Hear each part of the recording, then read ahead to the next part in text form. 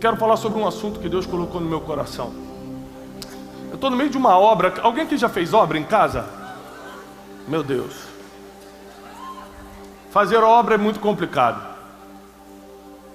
Pedreiro que vai trabalhar na sexta, alguém conhece? É difícil, né? E aí, os pedreiros estão falando assim: seu Tiago, eu vou entregar a casa. A pessoa está falando isso já há 1 ano e meio. Falou, mas mais uma semana. Eu falei, já passou 2 meses da última vez que você falou 1 semana. É muito complicado reformar. Porque muitas coisas saem do teu controle. Você, por exemplo, se você trabalha fora, você não tem tempo para ficar vigiando 24 horas. E tem o seguinte, hein? Se você não ficar olhando o tempo todo, ele coloca um azulejo todo torto e acha que está bom. É ou não é? E se não ficar olhando o material que você comprou, meu filho, não, material de construção, eles até trocam, botam inferior e você nem percebe. Lógico que não são pedreiros brasileiros que fazem isso, é de outro lugar. No Brasil isso não existe. Você tem que ficar atento com tudo numa reforma, impressionante. Aí eu tenho que chegar do trabalho cansado, gravo o dia todo, faz um monte de... Eu tenho que passar na obra para ver como é que está. Meu Deus, ainda está isso, por que não botou? Não botou o lustre, porque o fulano da pintura que não veio. A culpa não é minha não, é do pintor. Aí um começa a jogar a culpa para o outro. Reformar é muito complicado. Reformar é muito estressante. Reformar gasta muito. Quem aqui já reformou? Só levanta a mão quem já reformou e o orçamento estourou. Aqui, quem o orçamento estourou? Meu Deus, está aqui. O cara fala assim, seu Tiago, não vai passar de 10 mil. Falei, posso ficar tranquilo? Ele, tranquilo. Na primeira semana já estourou o orçamento. Ou seja, você gasta mais, você se preocupa, só que reformar às vezes é a única solução. Por exemplo, essa casa, eu não conseguiria ficar no banheiro do jeito que estava. Os azulejos estavam se deteriorando. Eu não conseguiria criar meus filhos felizes do jeito que os quartos estavam dispostos. Eu precisava reformar, eu precisava ampliar o corredor, eu precisava colocar um banheiro no quarto das minhas meninas. Eu tenho 4 filhos, 2 meninos, 2 meninas. Então não teve jeito. Eu tive que partir para uma reforma, para uma reconstrução. Eu tive que partir para renovar o que era importante para mim. E tem áreas na tua vida que você está vendo que o banheiro está podre, que o quarto está ruim, que o lustre nem acende mais, e você acostumou com a miséria nas emoções, com a miséria na vida financeira, com a miséria do casamento. Essa luz nem acende mais, mas também já faz 10 anos assim. Tem gente que acostumou. Até hoje guarda as panelas dentro do fogão. Aqui não tem isso, mas tem gente que até hoje guarda as panelas dentro do fogão. Podemos colocar um negócio que custa 20 reais para pendurar na parede. Tem gente que até hoje, aqui também eu sei que em Brasília não tem isso, que quando o shampoo está acabando,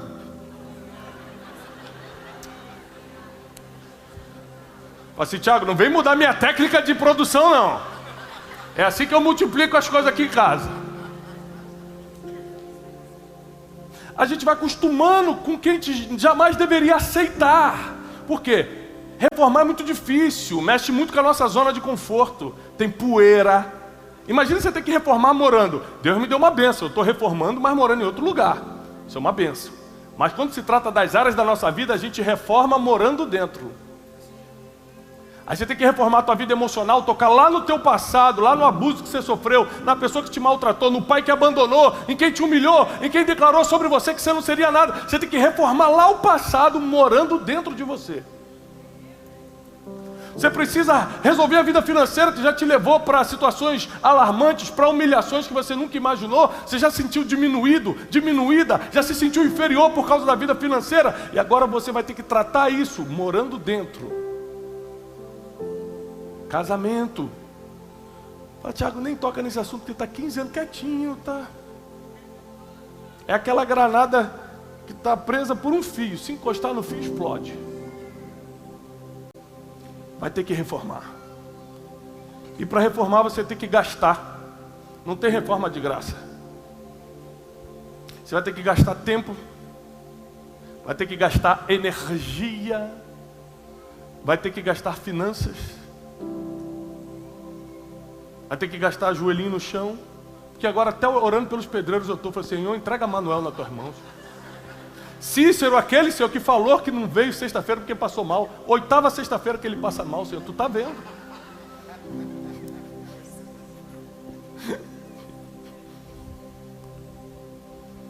Reformar é muito difícil, só que não tem outro caminho, sabe por quê? A vida vai nos quebrando. Se a vida não te quebra financeiramente, ela te quebra emocionalmente. Se não te quebra emocionalmente, te quebra na família. Se não te quebra na família, quebra no casamento. Se não quebra no casamento, quebra nas amizades. Quem aqui já teve uma amizade rompida de uma forma dolorosa? Uma traição na amizade, alguém que falou mal de você. Você deu tudo para a pessoa fingiu que você não existe mais. Alguém? Leia um livro especialista em pessoas. Aí, ó, uma pentecostal ali. Vou dar um livro para a senhora no final. Tem uma comigo aqui. Leia o livro especialista em pessoas. Porque não tem jeito. A vida vai nos quebrar. Não tem como passar por essa vida inteiro. Não tem como passar por essa vida inteiro. Quem não foi tocado na infância, de alguma forma é tocado na vida adulta. Quem não perdeu na adolescência, de alguma forma perde depois. A vida é cheia de idas e vindas, cheia de altos e baixos. A gente é carregadores, a gente às vezes finge, tem gente que bebe para esquecer as dores que tem. Tem gente que não pode estar num lugar como esse recebendo alívio para a alma, está buscando nas drogas o alívio que você recebe de graça aqui sem ficar doidão.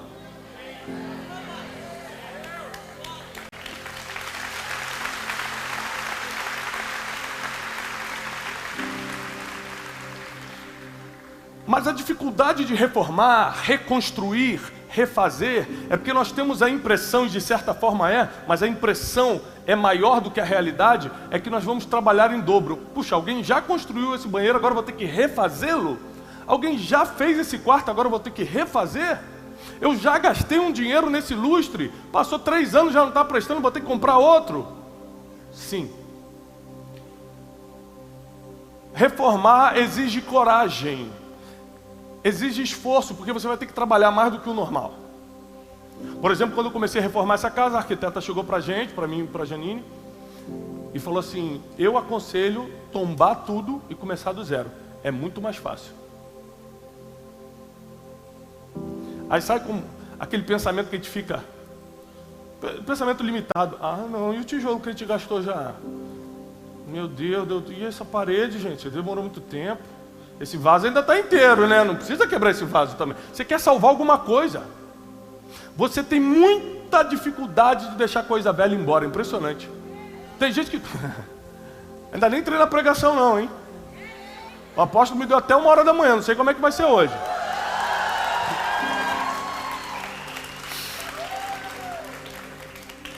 Escuta.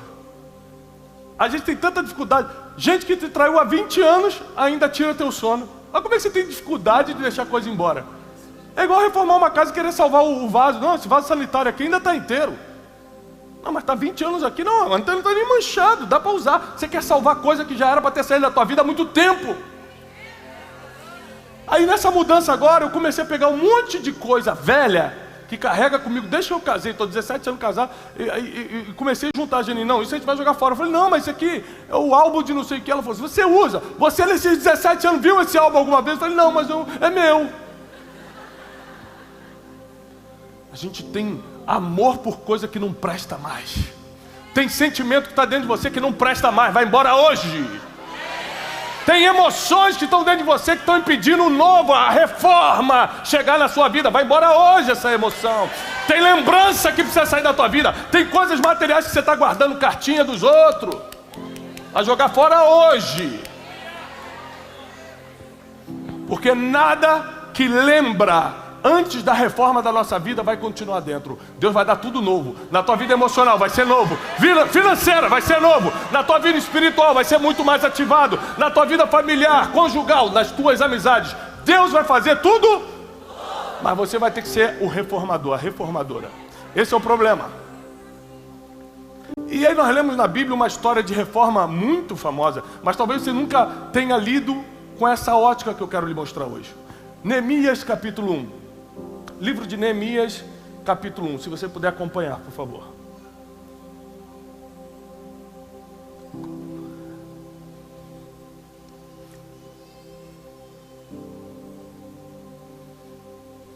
A partir do versículo 2 diz: eis que veio Hanani, um dos meus irmãos, ele e alguns de Judá, e perguntei-lhe pelos judeus que escaparam e que restaram do cativeiro, e perguntei acerca de Jerusalém.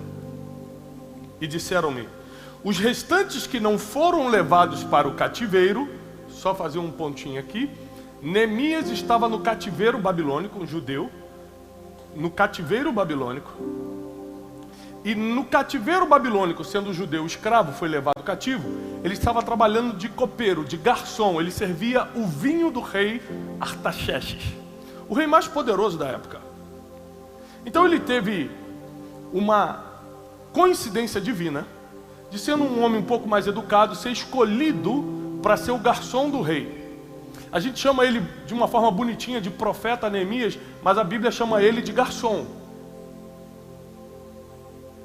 Ele era um homem que tinha uma vida comum, ordinária, como muitos de nós. Muitos de nós amanhã de manhã vamos ter que acordar e ir para o nosso trabalho e bater ponto. Uns vão servir alguma coisa para alguém, porque é garçom. Uns vão ter que entregar iFood ou o aplicativo que você usa, que é motoboy. O outro vai ter que ir para o escritório de contabilidade que trabalha, vai ter que ir para a empresa, para o seu pequeno negócio. Cada um aqui vai ter que fazer alguma coisa amanhã. E Neemias acordou num dia normal, indo pegar vinho e servir para o rei Artaxerxes. Só que chega Hanani, um dos seus irmãos de Judá, lá na Babilônia, e dá notícia para ele: os restantes que não foram levados para o cativeiro, ou seja, a Babilônia invadiu, destruiu Jerusalém, pegou os judeus e trouxe cativo para a Babilônia, para onde Neemias estava. Agora olha só.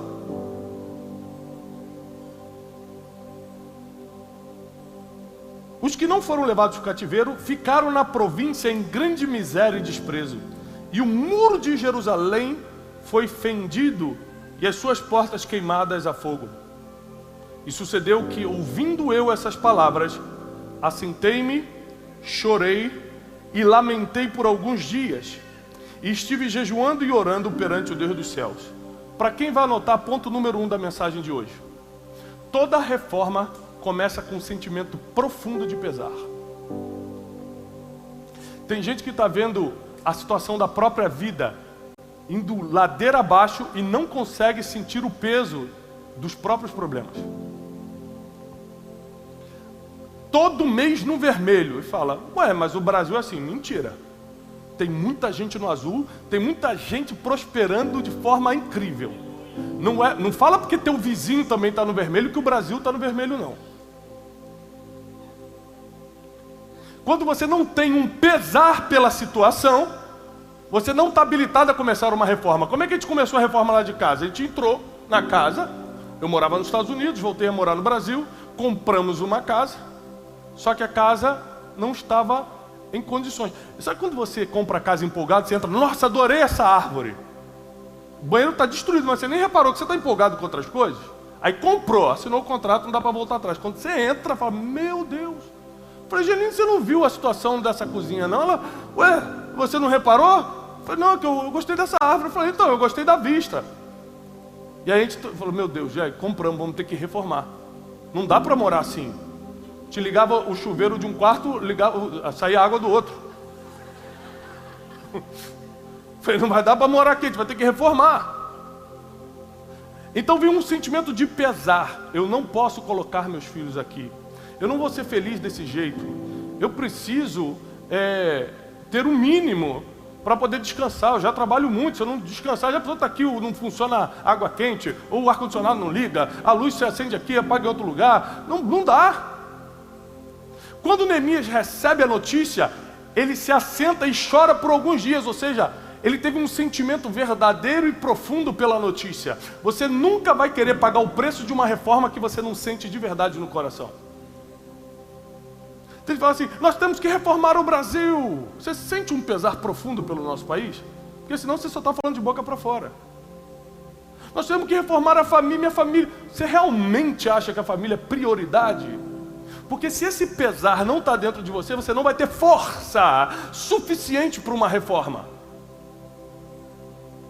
Porque vai vir os desânimos, vai vir o orçamento estourado, vai vir a falta de energia, vai vir as pessoas que te enrolam no caminho, o pedreiro que falta, o outro que mente, o pessoal tentando trocar o teu material de construção para botar o inferior, depois você já pagou o superior. Vai ter tudo isso em qualquer área da tua vida, em qualquer reforma ou reconstrução que você fizer na sua vida. Então, se você não tem um profundo pesar pelo que você vai começar a reformar, nem comece, que eu já te digo, você vai desistir no meio. Tudo aquilo que te incomoda é um convite para uma reforma. Então tem gente, nós estamos aqui num lugar onde os pastores querem reformar a política. Parabéns, porque eles sentem um pesar tão grande que eles vão lá e fazem. Eu não estou lá na política porque esse não é o meu peso. O meu peso é em relação às emoções das pessoas. Como eu passei por depressão, como eu passei por pânico, eu sei como isso destrói a família, como isso destrói a tua vida financeira, como isso te deixa mentalmente abalado. Eu falei, não posso deixar que as pessoas cruzem meu caminho e passem pela mesma situação que eu passei. Eu quero tirá-las daí. Meu pesar é por aí. Então eu comecei a reformar essa mensagem por onde eu passar. Aquilo que te incomoda é um convite para a reforma. Então tem gente aqui que está muito incomodado com o abuso infantil. Aí, ó, Deus já está te mostrando o destino. Começa a falar sobre isso. Tem muita gente que está incomodado com os divórcios, o número de divórcios. Está aí, ó. O que te incomoda é um convite para a reforma. E o que incomodava Neemias? As portas de Jerusalém estarem queimadas. Ele ficou revoltado com isso. Foi o quê? A cidade de Jerusalém está nesse estado. A revolta de Neemias gerou a força, a energia, a motivação que ele precisava para começar uma reforma. Depois que ele sentiu o pesar, ele foi orar e jejuar. Toda reforma que você começar sem jejum e sem oração, você não vai ter informações privilegiadas. Sabe o que é informação privilegiada? Por exemplo, nos negócios é crime, de tão bom que é. Se eu sei que vai construir um shopping ali, é um negócio. Eu pego essa informação numa reunião fechada e passo para um vizinho para ele comprar o terreno antes do shopping começar, porque ele vai comprar por 5 mil, vai vender por 5 milhões, é crime. Não posso fazer. Porque informação privilegiada no mercado financeiro é crime, de tão bom que é. No mundo espiritual tem uma boa notícia, não é crime, está liberado. Se Deus quiser te dar informação na frente, parabéns, vai sair na frente.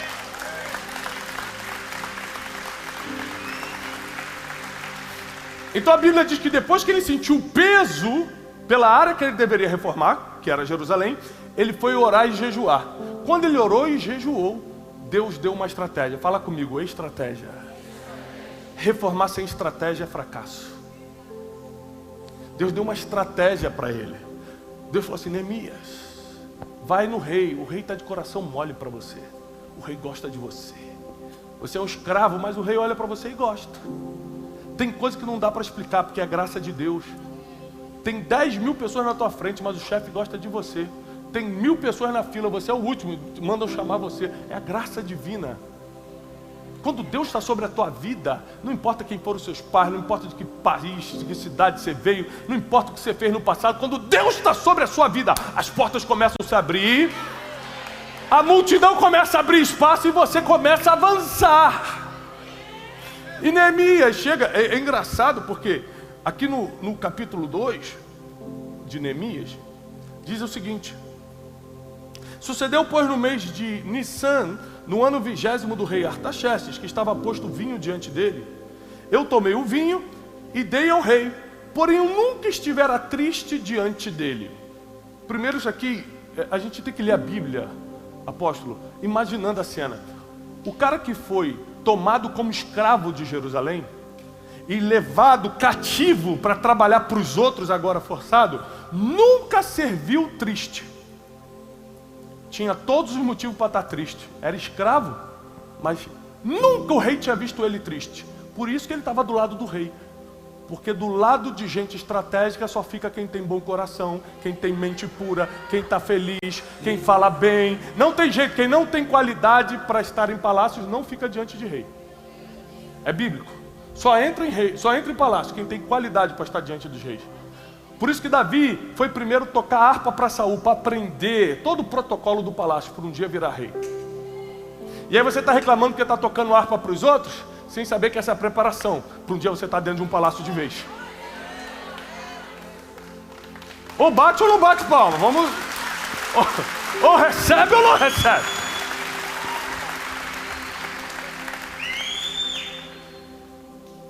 E o rei me disse, por que você está triste? Nunca vi seu rosto assim. Você não está doente? Não é isso, senão tristeza de coração, falou para Neemias. Olha o que Neemias fala. Então eu temi muito em grande maneira. Quem aqui já sentiu medo na vida? Levanta a mão só quem sentiu medo. Senhor, quem não levantou pode levar para o céu, que eles já estão preparados. Estou vendo 2 almas já subindo ali. Deixa eu te falar uma coisa. Neemias tinha uma palavra de Deus. Neemias era um reformador. Era um homem selado para aquele tempo e ainda assim teve medo grande maneira. Igual eu e você quando está diante de um desafio. Ele falou, eu temi sobremaneira, porque o rei falou, você nunca teve triste, o que que houve? Quando o rei só fez uma pergunta, o rei não ameaçou ele de morte. O rei não cobrou nada a ele, o rei só fez uma pergunta, o que houve? E ele falou, eu temi sobremaneira. Ele ficou, meu Deus, o que eu vou falar para esse homem? Eu sou um escravo. Foi ele, foi o exército daqui que entrou lá e destruiu tudo. É que eu vou dar notícia que eu estou chorando por algo que esse homem fez, que esse reino fez contra o meu. Ele teve muito medo. Sabe qual é a lição que eu aprendo com Neemias? Primeiro, ele teve um grande pesar. Segundo, ele orou e jejuou para buscar uma estratégia, que eu já vou te dizer qual foi a estratégia. Mas terceiro, ele teve medo. O medo só não paralisou Neemias. Deixa eu te falar, sentir medo é normal. Ser paralisado por ele não é. Sentir medo é humano. Ser confundido pelo medo já é do diabo. O diabo não vai mais te confundir pelo medo. Essas ameaças que ele coloca na tua mente é mentira. Eu vim aqui para te dizer, é mentira. Isso que ele, quando ele diz que você não vai conseguir, é mentira. Quando ele fala, você só pode vir até aqui, mentira. Quando ele tenta paralisar o que Deus está fazendo na tua vida, mentira. Ele nunca vai poder determinar os teus passos, porque teus passos já foram escritos por quem já viu o teu futuro.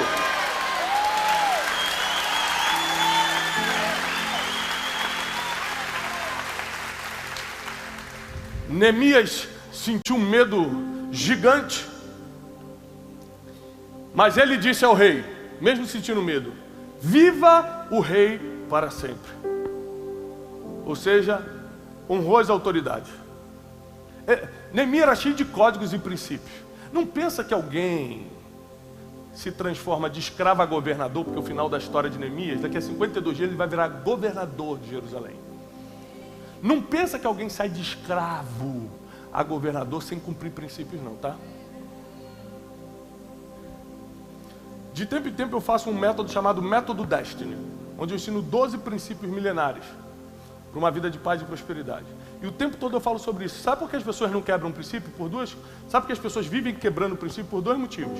1, não conhecem, ignorância. Conhecem os princípios, quebra. 2, conhecem, mas não conseguem, porque os sentimentos falam mais altos do que o princípio. Por exemplo, honrar pai e mãe é um princípio. Mas só que tem gente que está com raiva do pai pelo que o pai fez e fala, eu não vou honrar, esse cara fez o que fez contra mim. Mas a Bíblia não diz, honra teu pai e tua mãe que fizeram tudo certinho. Honra teu pai e tua mãe. Eu sei que você está com raiva, mas o princípio vale mais do que o sentimento.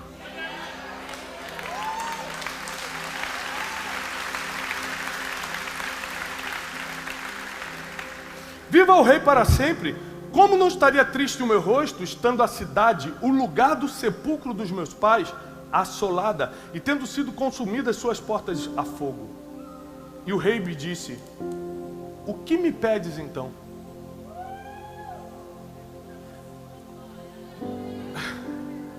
Neemias não pediu nada. Isso aqui é impressionante. Deixa eu te falar uma coisa. As pessoas odeiam um pidão. Você que adora pedir coisa para os outros, sabe, você nunca vai vencer na vida. Eu estudo o ser humano, é meu trabalho. Meu trabalho profissional lá no Instituto Destiny é estudar o ser humano. A gente vive de estudar o ser humano. Eu escrevi um livro especialista em pessoas, um dos livros mais vendidos do Brasil, porque eu estudei o ser humano para escrever esse livro. E uma coisa que, estudando o ser humano, pela estatística, eu cheguei à conclusão que o pidão nunca se dá bem. Quem está sempre pedindo? Pô, paga para mim hoje o lanche? Pô, você pode me emprestar um dinheiro amanhã? O pidão nunca se dá bem. Ele vive de mendicância, pedindo ali, pedindo aqui. E é impressionado, eu fico impressionado porque tem gente que tem menos que o pidão e é mais generoso.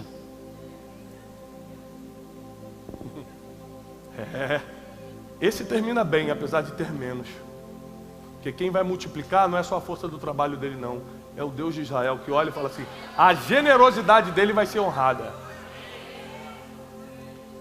Então é muito ruim ser o pidão. Eu ensino para todo mundo, está aqui comigo o Cleiton Pinheiro, trabalha comigo há muitos anos no Instituto, e ele é testemunho de como eu ensino para todo mundo lá, meus colaboradores, quem está comigo na minha equipe, nunca peçam nada. Se é da vontade de Deus, a porta vai abrir. Você só pode ser pidão para Deus, para as pessoas nunca. Com Deus você pode encher o saco, bate na porta até abrir. Bate na porta. Batei e abre-se-vos-á. Com ele pode pedir, para os outros não. Então Neemias não pede nada, ele só fala o seguinte, eu estou triste porque a cidade está queimada. Aí o rei falou, o que me pedes então? Vou te conceder o desejo, Neemias. O que você me pede? Sabe o que ele responde? Vou orar ao Deus dos céus. E disse o rei, e disse ao rei, se é do agrado do rei, e se teu servo é aceito em tua presença, ou seja, sabe o que ele está falando? Se eu fiz tudo bem até hoje, é por isso que você tem que ser o melhor no que faz.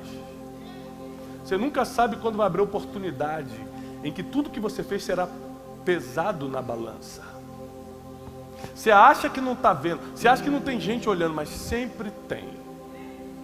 Olha o que ele fala, se você acha que eu fiz tudo certo até aqui, se eu sou aceito diante dos teus olhos, ou seja, ele já não está pedindo em nome de Deus não, ele está pedindo em nome da honra dele, ó. Se você acha que eu te servi bem até hoje, peço-te que me envies ajudar a cidade do sepulcro dos meus pais, para que eu a edifique.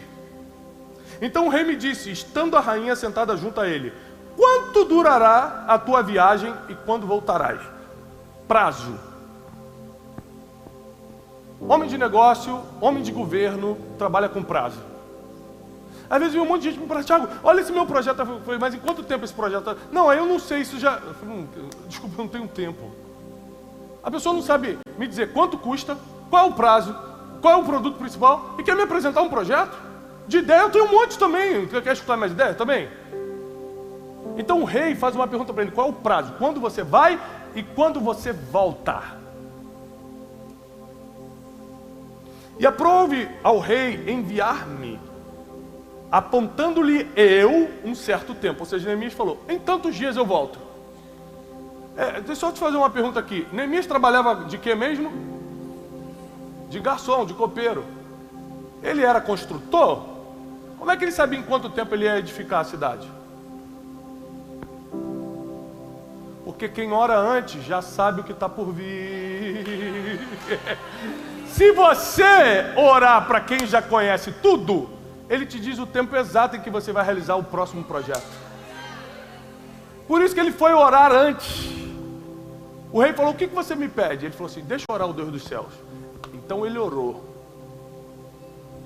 E ele apontou a quantidade de dias, eu volto em tantos dias. Disse mais ao rei, aí que ele vai começar a abusar da boa vontade, ó. Se ao rei parece bem, dê-me cartas para os governantes da além do rio, para que me deem passagem até que eu chegue a ajudar. Aqui começa aquela estratégia da primeira oração, que ele foi pedir estratégia a Deus. O rei fala assim, tá bom, você pode ir, volta em tantos dias. Ele falou, tá, eu só quero só mais um pedido. Me dá carta que me libere. Como eu sou de Judá, estou escravo na Babilônia, eu preciso ter passaporte. Algo que eu chegue na fronteira e me deixem passar.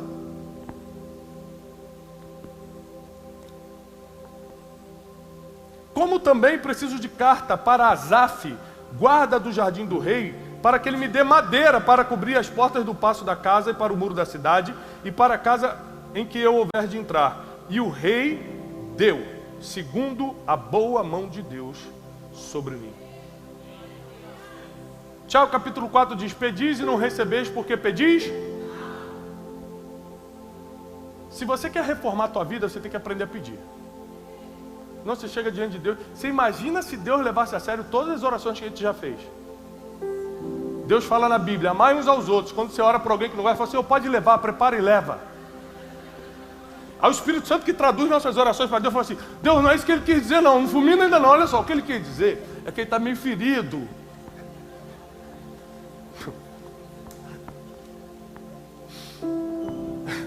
Ele está pedindo para Deus levar os outros de raiva. Imagina se Deus for levar a sério todas as orações. Ainda bem que nós temos o Espírito Santo que intercede por nós com gemidos inexprimíveis. Ah, se não fosse o Espírito Santo. Então Neemias chega com uma estratégia completa. Rei, porque diante de rei você não pode falar muito tempo. Você não tem esse tempo. Diante de pessoas estratégicas você não pode gastar muito tempo. Você tem tempo livre, ele não. Eu vou voltar em tantos dias, o senhor me dá carta para passar, como se fosse passaporte para eu passar de cidade em cidade, e me dá uma carta de liberação para eu pegar madeira. Ou seja, ele vai reconstruir com o dinheiro da nação que destruiu.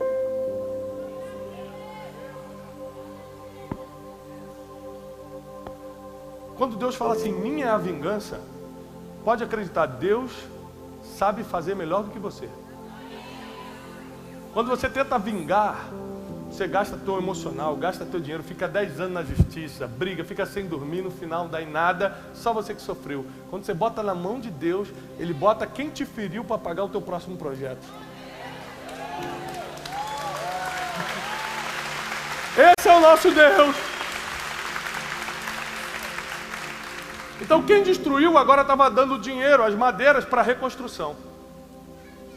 E aí começa a reforma, porque ele teve um pesar, porque ele venceu o medo, porque ele era bom no que fazia, então o rei tinha ele em consideração, e porque ele teve estratégia na oração e no jejum para saber o que pedir ao rei. Mas quando começa a reforma, começam os verdadeiros problemas. Por exemplo, Sambalat e Tobias, personagens que aparecem nessa história, começam a tentar desanimá-lo, a distraí-lo. Deixa eu te falar uma coisa, no meio de uma reforma não olha para o lado. Quando a gente começou a reformar a nossa casa, eu e Janine, nós fizemos um compromisso. Não importa na casa de quem a gente for. A gente é convidado para muitos lugares, jantares. E aí quando você está reformando uma casa, tem um demônio que entra no ouvido. A gente vai visitar a casa do apóstolo Fádio. Aí Janine já conta, Tiago, aquela queda d'água ali dá para fazer lá na nossa sala também. Mas isso é Satanás tentando te distrair. Porque a obra que ia durar 1 ano e meio vai durar 3 se você ficar mudando o projeto, sim ou não? Então a estratégia de Sambalat e Tobias era: olha, Neemias, deixa um pouquinho essa obra aqui, vem aqui que a gente precisa reunir contigo. E ele fala uma frase que vira um versículo famoso: estou numa grande obra, de modo que não posso descer. A Bíblia diz que Neemias estava tão focado na reforma que ele com uma mão construía e com a outra ficava com uma espada, caso tivesse que lutar contra alguém que viesse distrair. O problema é que a gente entra em reformas e começa a se distrair. Vou começar uma reforma financeira. Na primeira pessoa que te chama para comer no shopping, tá bom, eu vou só hoje, né? Jesus deixa. Estou na reforma financeira, aí passo no shopping. Gente, essa bota está na promoção. Meu Deus, Jesus sabe. Vou fazer o teste. Moça, passa o cartão. Se aprovar, é de Deus.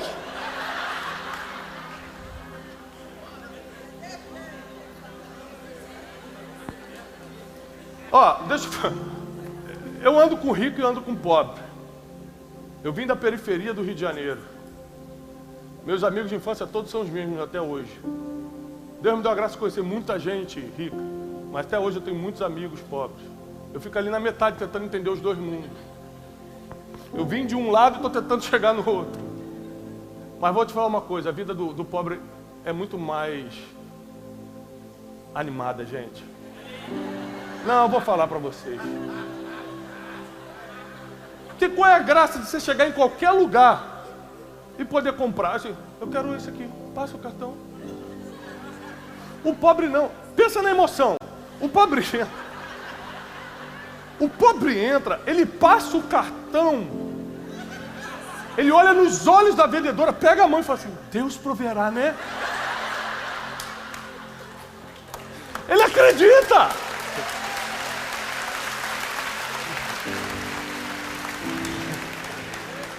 É muito mais emocionante a vida, não quero dizer que é melhor, mas é mais emocionante. Acho que se Deus quisesse dar uma equilibrada, ia ajudar mais a gente, né? Um pouquinho daqui, um pouquinho dali. Mas Neemias concluiu a sua reforma em 52 dias. Em 52 dias ele levantou Jerusalém.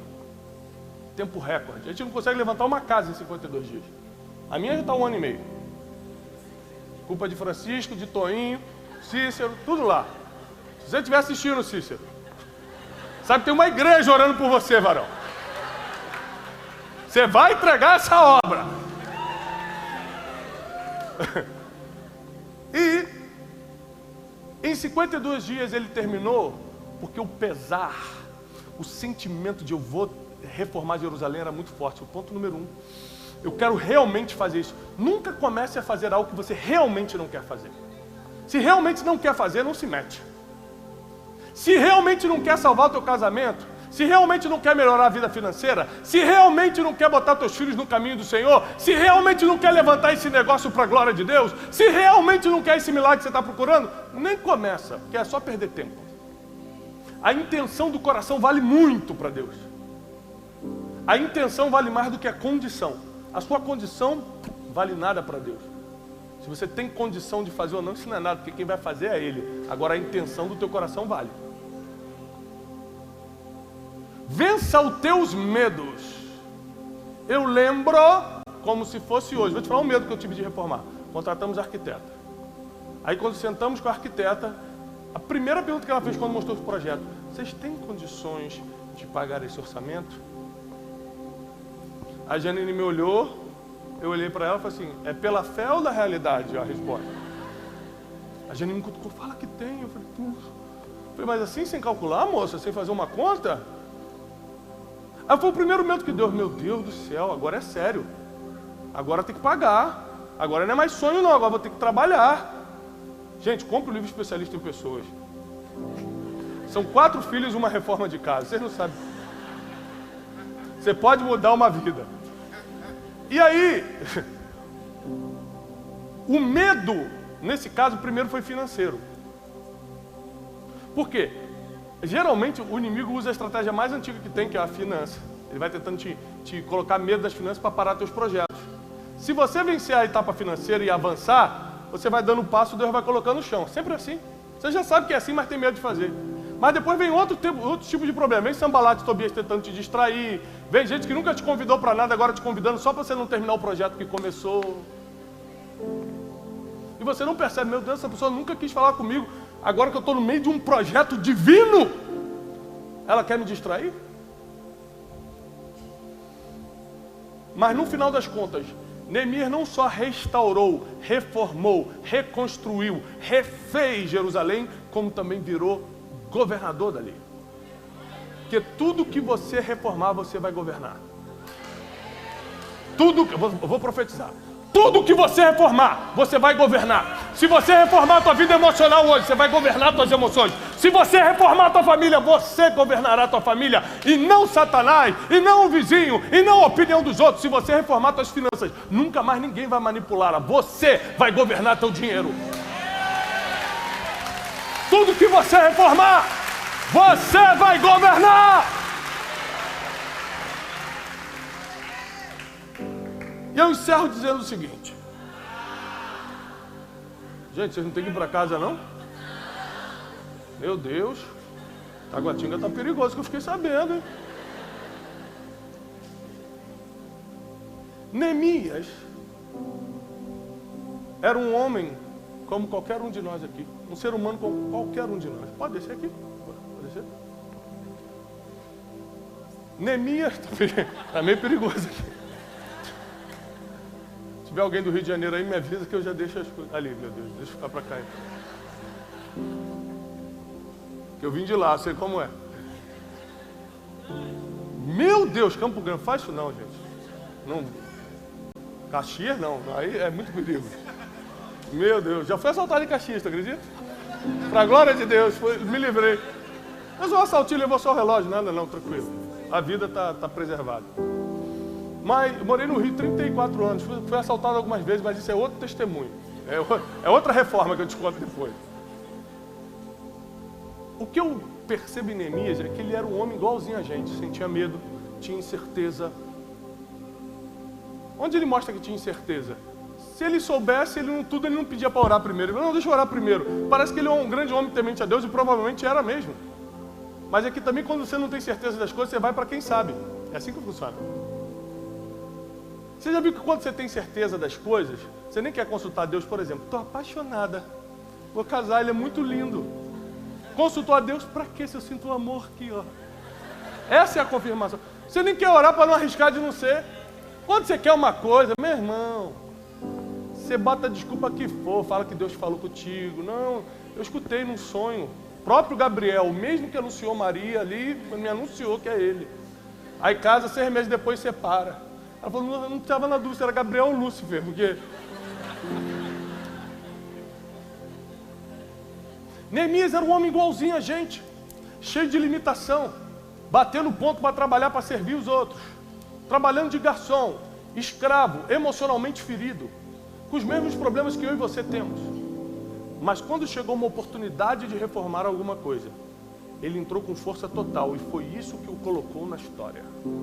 Sabe o que vai te colocar na história? Não é passar para o concurso de juiz, não. Porque tem muito juiz que não está na história. Não é passar por um concurso público ou para isso ou para aquilo. O que vai te colocar na história é reformar as áreas que estão arrebentadas na tua vida. Se a tua família começa a reformar, se são tuas emoções começam a reformar, deixa eu só te dar uma notícia, ninguém vai reformar para você, tá? Eu posso ir na casa de alguém e até me sensibilizar com a casa toda quebrada, mas eu não reformo a casa de ninguém. Sabe por quê? Eu vejo o seguinte, se ela não tem coragem dela mesmo... Por exemplo, eu já fui na casa de amigos meus que estavam arrebentadas e eu pensei, por que eu não ajudo ele? Até começar a ver que na cozinha os pratos estavam todos empilhados também. Falei, o que isso tem a ver com dinheiro? Ele não cuida nem do prato. Eu vou reformar essa cozinha aqui para ele, vai continuar essa bagunça. Então eu não vou me meter num tratamento de Deus na vida de alguém, não.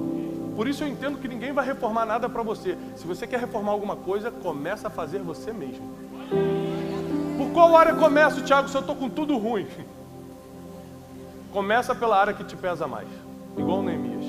Se assentou, chorou por alguns dias e falou, nossa, eu podia estar pedindo pela minha libertação porque eu sou escravo, mas eu prefiro chorar por Jerusalém, porque me pesa muito mais ver Jerusalém destruída por causa da história que ela tem, porque já foi consagrada como cidade do Senhor, já cidade de ouro, porque meus pais estão enterrados lá, porque é a cidade do grande rei. Me pesa muito mais ver Jerusalém destruída do que eu estar aqui como escravo servindo ao rei.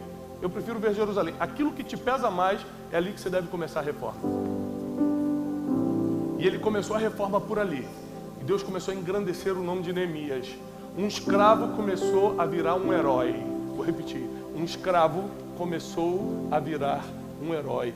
Ele não estava lutando de espada e escudo para se virar herói. Ele só estava reformando algo que ninguém quis colocar a mão. Ele estava fazendo algo que ninguém queria fazer. Quando você começa a reformar coisas que as pessoas já não querem colocar a mão porque sabe da dificuldade que é, porque ninguém teria coragem para ir. Não é só coragem, ninguém tinha acesso ao rei Artaxerxes. Não ache que é coincidência quando Deus te dá acesso a pessoas que quase ninguém tem. Deus te dá um acesso, você é a irmã do cafezinho que está servindo o café para uma pessoa que tem poder de decisão no país, tem poder de decisão na vida de milhares de pessoas porque é um grande empresário. Aí você acha que é só a pessoa que serve o café. Não, você é Neemias. Ei, você é Neemias. Está servindo por enquanto. Porque se fez um bom trabalho, um dia essa pessoa vai olhar para você, o que você me pede? E quando você pedir, vai te entregar.